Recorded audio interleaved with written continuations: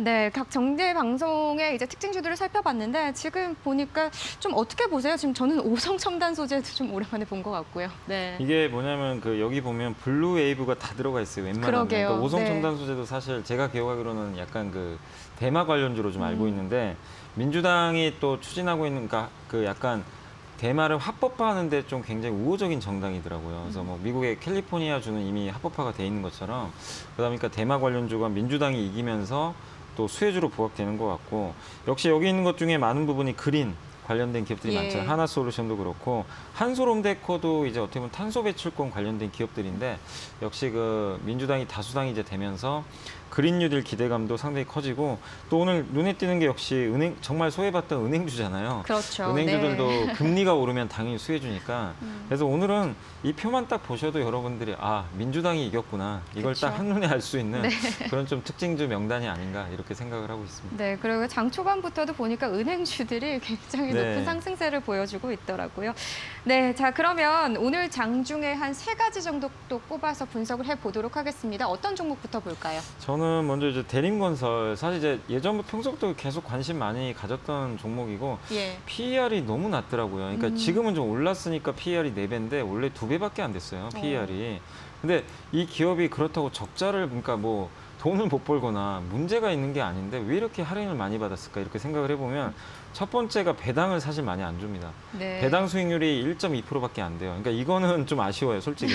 그래서 이거는 사실 좀 주주분들이 좀 회사에 요구를 좀 하셨으면 좋겠어요. 그러게요. 그러니까 지금 배당 기본 3, 4%씩 주는 기업들이 넘쳐나는데 제가 돈을 못 벌면 이해를 하는데 돈도 잘 벌거든요. 버니까. 네. 네. 그래서 좀 대림건설은 좀 배당을 좀 늘렸으면 좀 바람이고 근데 이제 그걸 떠나서 주가 약했던 가장 큰 배경은 뭐냐면 정부가 부동산을 그냥 꽉꽉 눌렀잖아요. 그쵸. 그래서 계속 그 규제도 하고 공급도 못 늘리게 김현미 국토부 장관이 있을 때만 해도 계속 공급을 축소시키는 방향으로 갔는데 변창흠 이제 장관으로 바뀌었잖아요. 이분 인터뷰 보니까 어쨌든 공공임대주택뿐만이 아니라 이걸 민간 쪽으로도 계속 좀 돌려가지고 민간 주택도 많이 늘리겠다. 그러면 건설사들 입장에서는 이제 웃을 수밖에 없는 상황이에요. 그동안 정말 꽉 울고 있는 상황밖에 없었는데 그렇죠. 장관이 바뀌면서 민간 주택도 열어주겠다. 이건 굉장한 호재거든요. 그래서 건설주들이 올라가는 이제 배경은 그건데 특히 대림건설은 또 좋은 점이 하나가 뭐냐면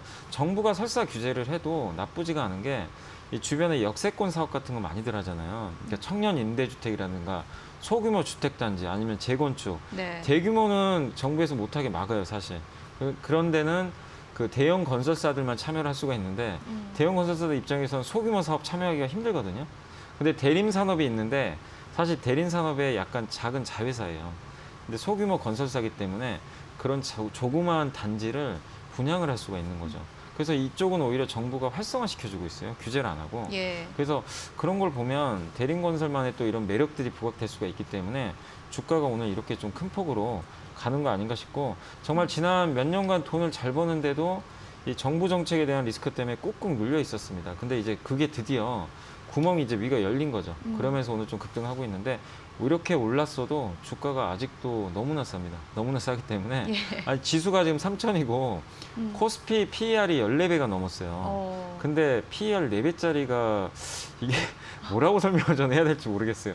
여기서 2배 간다고 누가 뭐라고 할 사람은 사실 없거든요. 그렇죠. 예. 그러니까 여전히 너무나 싸기 때문에 지금도 계속 저는 좀 비중 확대 의견 좀 드리고 싶습니다. 그러니까 어떻게 보면 상대적으로 저평가라기보다 굉장히 그냥 지금 저평가 예, 저평가예요. 그대로 저평가되어 예. 있는 종목이다라는 말씀이시네요. 네, 대림건설 네, 앞으로 좀 눈여겨 보셔야 될 것 같습니다. 사실 좀 지금 들어가는 거에 있어서도 신규 매수 관점도 괜찮다라는 이게 말씀이실까요? 저는 사실 개인적으로 제가 여러 예. 방송 통해서는 사실 너무 급등하면 사지 말라 그래요. 원래 네네. 제 원칙상 항상 눌러줄 때 사라고 하는데 근데 예외가 있는 게 이렇게 너무 PER이 낮은 기업들이고 그다음에 이 기업도 사실 오늘 올라서 그렇지 그동안 간 게 별로 없어요. 그렇기 때문에 지금 오늘 하루만 봐선 부담이 되더라도 전 지금도 좀 공략하는 건 나쁘지 않다고 생각합니다. 네, 알겠습니다. 대림건설 살펴봤고요. 자, 두 번째 종목으로 넘어가 보죠. 네.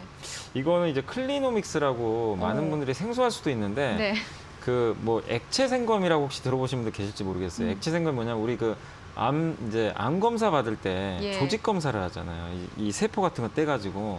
근데 그런 경우에는 단점이 뭐냐면 이 돌연변이가 발생하면 그 암을 정확하게 진단을 할 수가 없대요. 이게 변이를 해서. 예. 근데 액체생검 뭐냐면 피 검사 같은 거예요. 우리 소변 검사. 음. 액체로 하는 건데 그거는 돌연변이가 혹시 발생을 하더라도 정확하게 암 진단이 가능하다고 합니다. 그래서 그쪽과 관련된 그 플랫폼을 만드는 회사 중에 하나예요. 그래서 이게 왜 앞으로 이 시장이 좀 좋아지냐면 액체생검 시장은 아직 대중화는 안 됐는데 이제 본격적으로 시장이 열리는데 그 배경 중에 하나가 지금 바이든 후보가 당선이 이제 됐잖아요. 예. 근데 바이든 후보는 오바마의 계승자입니다. 다들 아시겠지만 오바마 때 뭐 했습니까? 오바마 헬스케어 했잖아요. 근데 트럼프가 다 부정해버렸죠. 예. 사실. 근데 오바마 헬스케어의 특징이 뭐죠? 전 국민 의료보험이에요. 우리 한국처럼. 그러면은 미국도 돈이 많이 들어가요. 전 국민 의료보험 하려면 그 재원이 있어야 되는데 그렇죠. 그래서 미국 입장에서도 이걸 이제 의료보험을 늘리려면 아예 미국인들이 애초에 병이 안 걸리는 게 가장 좋습니다. 무슨 얘기냐면 예방을 하는 게 오히려 좋아요. 그렇죠. 사후 뭐든. 치료보다. 네. 그렇게 보면 결국 예방의학이 발달하고 예방의학의 최전선에 있는 게 바로 진단업체들이에요. 진단을 먼저 하거든요. 네네. 그러니까 옛날에 그 얘기 들어보실 그 안젤리나 졸리 미국 배우가 유방 절제 수술을 했잖아요. 유방 네. 걸린 것도 아닌데 근데 유전체 분석을 했더니 당신은 유방암에 걸릴 확률이 굉장히 높습니다. 그래서 미리 이제 절제를 해버린 거예요. 이제 마치 그런 거죠. 미리 병이 걸릴 걸 알고 예방을 하는 건데 액체생검이 그런 걸 해주는 또 케이스 중에 하나거든요. 그래서 이쪽 진단과 관련된 여러 가지 사실 그것만 하는 게 아니라 되게 다양한 사업들, 뭐 단백질, 전사체, 뭐 대사체, 뭐 이런 여러 가지 뭐 용어들도 나오는데 다양한 유전체 분석을 다 하는 그 토탈 예. 솔루션 업체예요. 근데 주가가 이게 상장했을 때 공모가가 13,000원이거든요. 근데 오늘 올랐지만 아직도 2배가 안 돼요. 이제 보통 공모주 하면 2~3배 올라가는 게 기본인데. 그러니까요.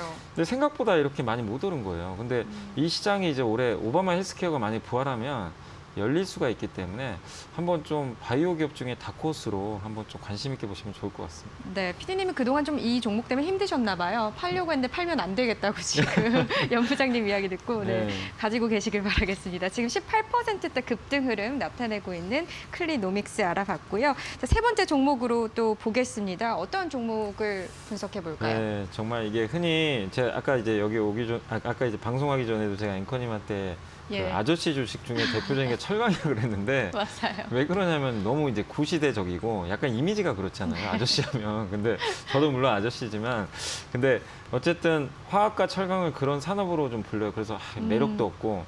근데 이제는 올해 상반기만큼은 이 아저씨들이 좀 부상할 좀 시대가 아닌가. 왜냐하면 금리도 올라가고 대표적인 게 고려아연 같은 기업입니다. 사실 네. 진짜 무거운 기업이에요. 금도 하고 그다음에 아연도 하고 대표적인 이제 원자재 관련주인데 요새 금값이 조금 오르고 있는데 요새 이제 가장 화두가 되는 게 물가 상승입니다. 예. 지금 요즘에 반도체 가격도 올라가는데 어제 또 뉴스 들어보니까 그 하이트 진로가 하는 그 뭐죠 진로 이즈백인가 소주가요 다 병이 나가지고 무슨 얘기냐면 다 부족해요 뭐든지 네. 부족하면 가격이 다 튑니다. 그렇죠. 그러니까 물가가 오르면 금 가격이 같이 따라가요. 그러니까 항상 인플레이션이 오면 금은 같이 따라가는 자산입니다. 그래서 금도 투자하시면 좋지만 금에 투자하기 좀 부담스러우시면 고려아연이라는 대체제가 있거든요. 그래서 금하면 고려아연으로 좀 생각을 해주시고 그다음 두 번째가 뭐냐면 동박회사예요. 그러니까 뭐냐면 이 2차 전지에 음극재에 들어가는 동박이 있습니다. 그거를 일진머티리얼즈 SKC가 하고 있는데 이 회사도 지금 이제 그 공장 설립하고 내년부터 본격적으로 하겠다는 그런 청사진을 얼마 전에 밝혔거든요. 예. 그러면 2차 전지 산업으로도 좀 부상이 될 수가 있어요. 그래서 그쪽 모멘텀도 좀 잡힐 수가 있긴 있는데 주가가 그동안 너무나 안 갔습니다. 지금 지수가 3,000인데 예. 저는 뭐 최소한 그래도 50만 원은 가야 좀 합당한 가격이 아닌가 이렇게 보고 있기 때문에 지금 자리 여전히 좀 매력적이다라고 좀 말씀을 드려보겠습니다. 고려아연 지금 44만 6천 원 정도 한 오늘 1.5%대 상승세네요. 근데 이게 지금 한 50만 원 선까지는 그래도 올라가줘야 된다라고 보시는 네, 거네요. 충분히 가치상 그리고 네. 굉장히 회사도 좋고 예. 근데 그동안 금값이 못 올라가지고 좀 눌려 있었거든요. 근데 금 가격 올라갈 가능성이 높기 때문에 네. 한번 보시면 좋을 것 같습니다. 네, 금이 부담스러우셨던 분들 고려아연으로 대체적으로 생각해서 금을 이쪽으로 투자해 보시는 네. 것도 좋을 것 같다는 말씀이십니다. 네, 알겠습니다. 오늘 이렇게 대림건설, 클리노맥스, 고려아연까지 세 가지 종목 분석해 봤습니다. 오늘 말씀 정말 고맙습니다. 감사합니다.